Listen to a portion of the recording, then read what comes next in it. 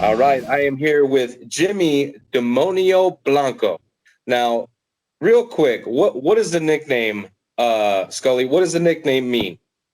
Means the White Demon. I actually got that. I fought in Mexico a few times. This was in Mexico City, so that's where I got that one, and it just stuck. Okay. And who gave it to you? I think the promoter of the show, they announced it to me, and I was down there with Shannon Rich, and he's got a big mouth, so that carried for it's been like 6-7 years now. So you got it from an announcer. Yeah, they gave it. I obviously I don't speak Spanish, but I went down there and I won a lightweight tournament in Mexico City, and then I fought in Tamaulipas, and it just stuck. That's not the usual way to get a nickname. Well, at least somebody else gave it to me. It's not like I can't. I started calling myself, something outrageous and crazy. Like some of the stuff I see that people get announces in the UFC. Everybody wants to be Pitbull. I'm like, why? This is true, and it's pretty unique. I've never heard the nickname before, so I dig it. Yeah. All right, well, you got a fight coming up. You're going to be competing at RUF 40. Time to Rise is what they're calling the card. It's their second card that's featuring the first round of their Road to One Championship heavyweight tournament. You're going to be on the pro side of the card. This is your first fight since 2019, if I'm not mistaken. So let's talk about this long gap in between fights here, because we had a pandemic, we had, shows getting canceled. So what has life been like just trying to get back to normal and trying to get back to fighting? Oh man, it's been a nightmare. I was supposed to fight an LFA here in town March 20th of last year. And you know what? Everything was lining up. We're actually still going to do this. And I was cutting weight. I was fighting at 170 again. And like 5 days out, got the email, hey, we're not doing it. Yeah, that was a big card. Madrid was supposed to fight Impa on that card. There was some sick fights lined up on that thing. I do remember it was an expensive one. Yeah. And then Embed, now he's in the UFC. And then Daniel's fighting in Bellator on May 7th. That's actually the one that I was supposed to be on the same card. Oh, yep. Yeah, that was going to be extremely legit. I was actually going to be there, and I got the email as well, and I was just heartbroken, not just because I didn't get to go, but I know a lot of guys were on the cusp of, making it to that next level, or, finally getting, that breakout performance that's going to capture audiences all over, at least the United States, where LFA is, pretty relevant. So you're going to be fighting Gabe Rodriguez. Now, Gabe Rodriguez, he doesn't have a sexy record. He's fought some decent competition, but if any study in the tape has given you any insight into the guy, what does he do well that we got to keep an eye on? I don't know. I couldn't even say he makes weight well. I think I watched one of because there's not too many videos out there, and look, by the way of his record, it all ends the same. One of the fights I saw, he fought Jakar Close, which, Jakar's a stud. I've trained with him a couple times. So it's not you can't really gauge on how good or bad he is. But he missed weight by like 5 pounds. And then he fought Nolan Highland. And that's really all I've seen. There's not one thing where I'm like, wow, that's a world beater. I have the luxury of getting beaten up by some of the best guys. I just got back from Huntington, where I did a lot of stuff with Razor Rob McCullough, and then Rampage Jackson and Antonio McKee. They were nice enough to let me use their facility out in Long Beach. I think that's where it was. Okay, so during this training camp, has there been a lot of bouncing around, just kind of checking out other spots and gaining some knowledge from some other fighters? No, so I'm typically, if I have because I was supposed to fight in Bellator against Muhammad Berkamov. He's from Russia. He's 13-0, And then they moved the fight on me to April 2nd. And I'm like, what weekend? That was something was going on that weekend. It was like a holiday or something. And that was Easter weekend. And I couldn't cut the weight fast enough to get there. And even if I could, I had my kids and I wasn't going to pass out on that. So we tried to renegotiate for May 7th and it just didn't work out. And then I get this random direct message on Instagram from Gabe Rodriguez. Hey, you want to fight? And I didn't think it was serious at all. Like I didn't know who he was. I looked him up and I'm like, first off, I didn't think the commission was going to allow it. And then he's like, let me just talk to the promoter. We'll get it lined up. Is that okay? And I'm like, sure. Like I'm already in camp, I'm like, all right. So, and then next thing you know, RUF's reaching out to me like, hey, I guess you're got everything okay to fight. And I'm like, so that's how this works now? So I was like, I guess we're doing this. So I called my coaches and I called my manager, Tiki Gosen, and I'm like, go for it.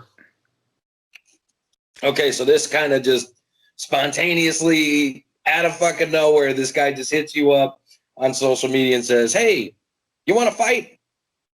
And I was like, I didn't take it seriously. I was like, go for it. That I said my verbatim. I said, go for it. Wow. Like I'm geared up to fly to Connecticut May 7th. I'm like, yeah, sure. And here we are.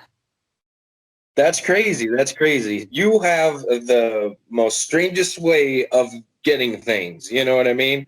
You procured your nickname in another country from somebody you probably met that day, and then your next opponent, he messages you on social media, probably, half serious himself, probably just looking to get back to action after this long hiatus, and then boom, you're booked. Yeah. That's very, very interesting. Yeah, not exactly the preferred method, but more than one way to make an omelet. Yeah, I mean, it gets your butt in the cage, and at the end of the day, that's what you need. You need to get back to fighting, get the win streak going.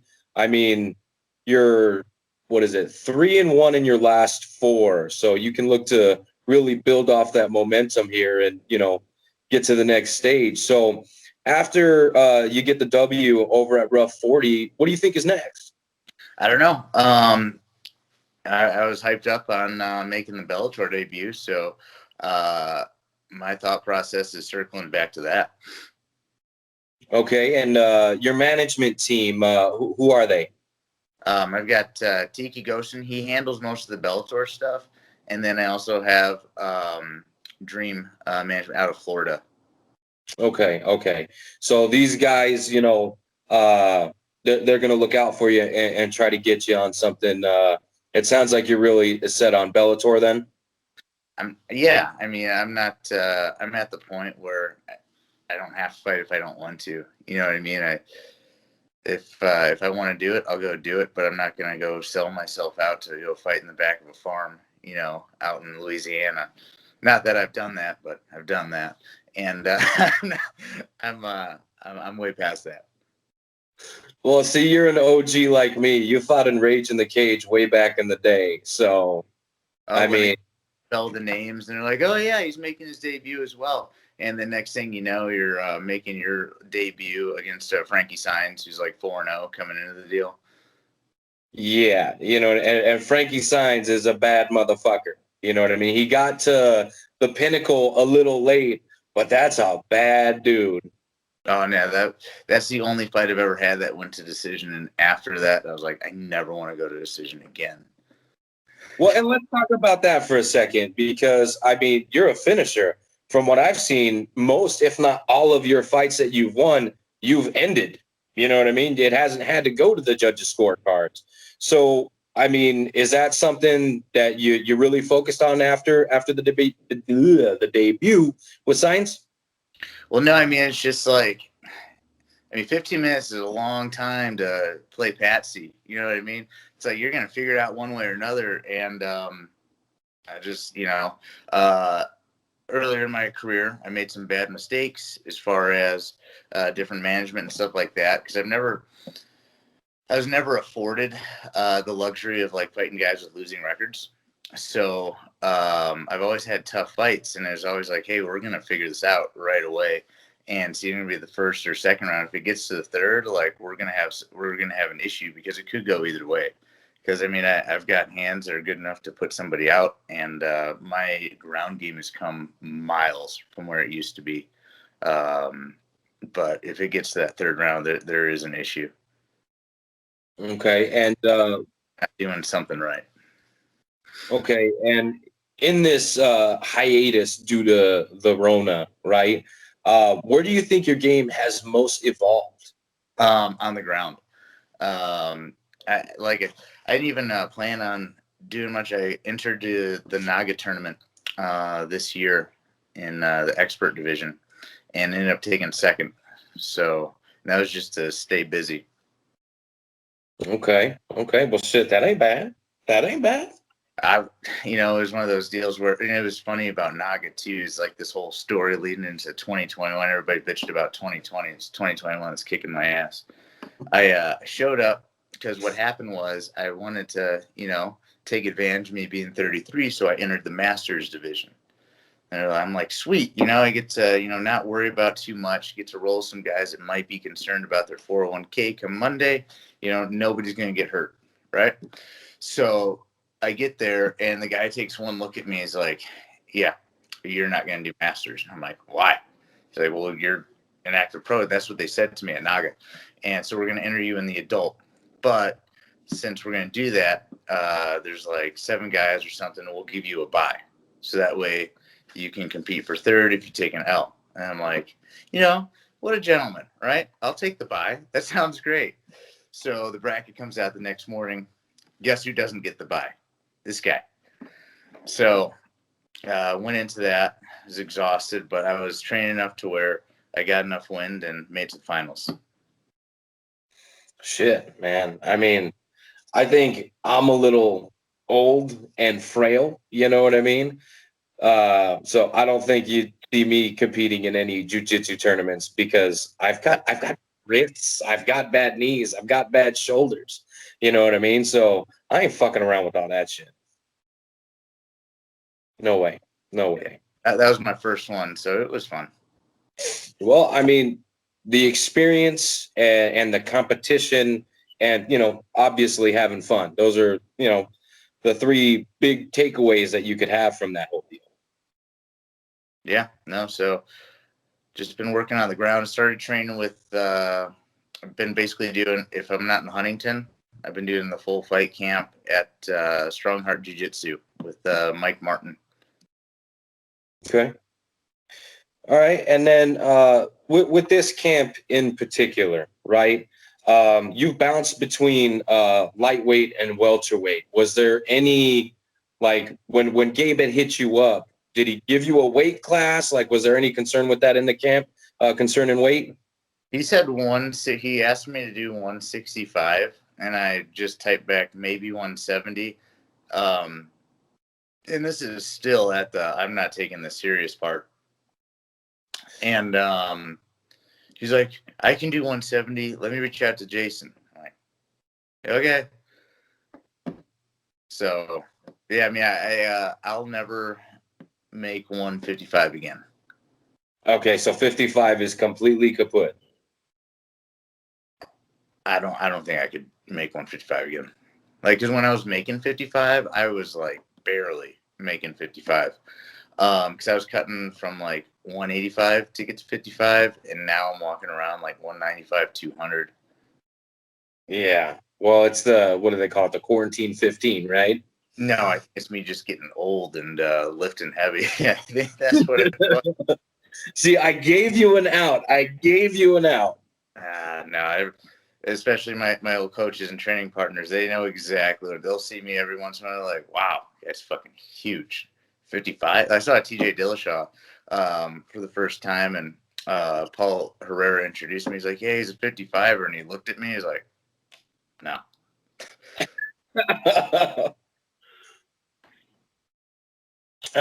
So How tall are you? I know I could look it up on the internet, but you just tell me. This ready?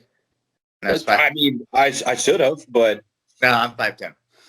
see, you're 5'10", and your arms are about the size of my torso, and we've already gone over how fat I am. So we know that your guns are pretty fucking big. I mean, you don't look like a 55er, and you don't really look like you could make 55 even if you tried. No, it's tough right now. I woke up this morning about 180, so we got another 9 pounds to go. You see, and I mean, man. So wait, so you said 180? Yeah. So right now I weigh more than you. Right now, yeah. Right now, yeah. Right now I weigh more than you, and you look like you could fucking flick me to Mexico. You know what I'm saying? How big are the biceps? That's something I can't measure on social media. These guys, I don't know. I got Maximus over here. I got Aspen over here. So, oh, you said you live in Tucson though, right? Yeah. I know my buddy Anthony Burchak. He lives in Tucson as well. I think he's out in Vegas, so getting ready for his fight. But anyways, do you know where a good veterinarian is in Tucson? No, mine retired, so she does her stuff at the house. Yeah.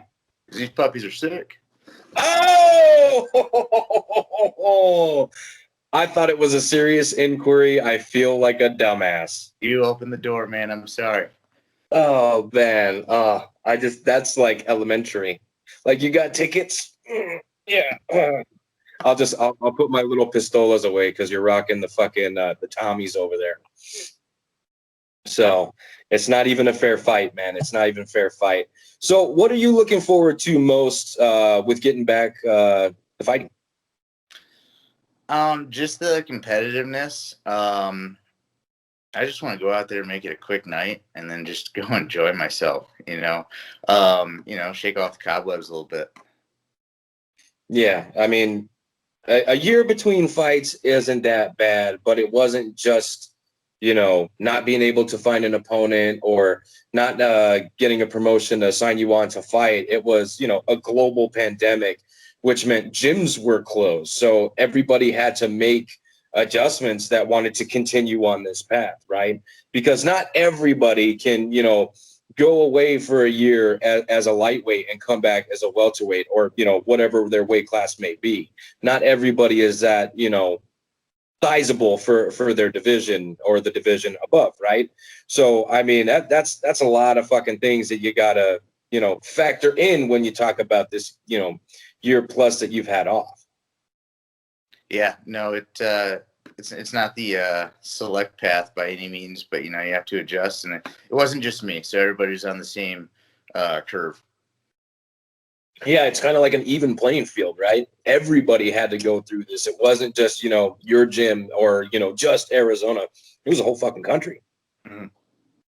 So I'm not excited about it because I still have to wear a fucking mask at work, and I can't breathe through the damn thing. I do physical work all day. I'm not sitting behind a desk, which I'd just be fatter. So I'm kind of glad, but at the same time, it's, there's still some things that we're having to deal with. It's not 100% over. So not everything is back to normal. But the one thing that is back is fights, live fights that I get to call, which I'm super fucking stoked. And, this is our first event. RUF 40 is going to have audience. We're going to have people that are able to come and attend this damn thing. So how cool is that? That is exciting. Obviously, you've been watching, and so is everybody else on TV, and just to hear it's cool. It reminds me of sparring almost on a Saturday or something, where you're watching these fights, and it's like you can hear a pin drop, or you hear an echo from the announcer because it's coming from the cage as well. The mic's picking it up, so it's going to be nice to actually have some other noises there. Because I can't imagine fighting where it's dead silent. I mean, if that's what you got to do, but it just feels like it'd be an awkward or eerie feel. I mean, you did your last RUF MMA and there was nobody there. So, I mean, you've experienced it firsthand. Well, I can tell you, me and Ed West, we're not quiet guys. We're actually pretty fucking loud. Ed? we actually had to kind of mind what we were saying because the fighters could hear us, and they were some of them were even talking to us. You know what I mean? So for that, I mean, it was. I tuned in to watch some of the fights, so I definitely got. I think Ed had some nice commentary about the Krav Maga guys. He does every time, actually. As a matter of fact, he is ruthless when it comes to the Krav Maga guys. Just for that, I might announce myself as a Krav Maga fighter. Oh, you have to now. No, I You can't. have to. Boo this man.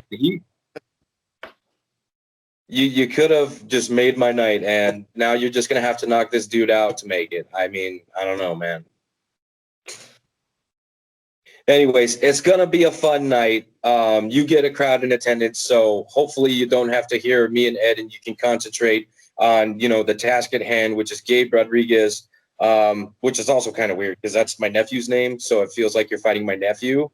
And if you hurt my nephew, bro, I'm telling you, I won't do anything, but I might say some stuff. It's funny that Ed West is one of the guys calling my fights. He's had the game plan for one of his teammates to fight against me that he cornered twice. Oh shit. Andy Perez. I was gonna say you guys are 1-1. Yeah. Very, very interesting. But that guy's he suffered some tough losses as of late. Yeah. So anyway, like I said, RUF 40, you're going to be competing on the pro side of the card. Super stoked to see you get in there, get back to action, maybe knock some dude around, make some money, get the win. So let's talk about what happens after the win. Everybody's got to eat. Okay, so what is going to be the victory meal after you're done taking care of Gabe Rodriguez? Victory meal? It's going to be a Miller Lite. I can cook. No, I've shoot, I haven't even thought. You're way ahead of me, man. You've got your priorities in line. I like it. That's it. I don't know. I've never been actually super hungry after a fight. The adrenaline's going. I know I'm going to be at Maggiano's for after I weigh in. I do know that. Okay. There's some lasagna eating, so I'm going to carb up. Hopefully I'll weigh 185, 188 by the time I fight. That is the game plan going into it. But after the fight, no, I Efren Escudero is one of my guys in my corner. We're all staying at the W in Old Town Scottsdale, so we're going to beeline it right to there. Okay, well, bummer, because that's my favorite fucking question of the interview. I was hoping for like some steaks and cakes. You know what I'm saying? Nah, I'll talk to my fiance Trish and see what we got going on. But I do know we are going to the W after. Okay, the W after the W. How about that? Yeah, there you go. Right on, right on. Well, we've come to the point in the interview where I'm gonna, send you off with good lucks. But before I do that, I'd like to give you as much time to thank training partners, coaches, sponsors, whatever. Man, take the floor. No, thank you. I appreciate it. I definitely want to thank Mike Martin, Tommy Martin, no relation. All the guys at Strong Heart that have been pushing me through. Everybody at Huntington Beach, Kalani, Tiki, Razor Rob, and then Rampage and Quentin for opening their doors for their gym. And then my family, if it wasn't for my fiance Trish, my kids Maximus and Aspen, probably wouldn't be able to be pushing as far as I do. Any sponsors? Off the top of my head, I got to thank Sand AAA out in Glendale, Arizona. I know they're a big component to it. Trucks or Game Trucks R Us is another big one. And that's those are my two guys I'm going with. All right, perfect. Well, we are, let's see, what is today? Today's the 14th and it's the 25th, so we're 9 days out, right? 11? 11? Okay, I'm bad at math. Anyway, I'm very, very bad at, I think you're right. Yeah, it is 11. It is 11. Okay. I don't know how answer. Well, I was going to say, it would have been perfect. You should have just let me go with 9 because then it could just been a pound a day. You know what I'm saying? But you kind of messed that up. So now it's 11 days and 9 pounds to go. So, yeah, you kind of stole my thunder there, bro. Sorry. anyways, dude, it's been a fucking blast. 11 days, I'll be seeing you. Well, actually 10, I'll see you at weigh-ins. I actually got the time off work. It was relatively easy. My girl Holly saved my life. She said, hey, I'll switch with you, no problem. I don't want to come in at 4:00 anyway. So I said, sweet. So I'll be down there for weigh-ins, and then I'll be there, early to catch up with all the fighters, and then, see you dust off them chops and get to work, man. Awesome. Thank you. I appreciate the call. Hey, not a problem, man. Like I said, 11 days. We'll see you soon. All right. Have a good one.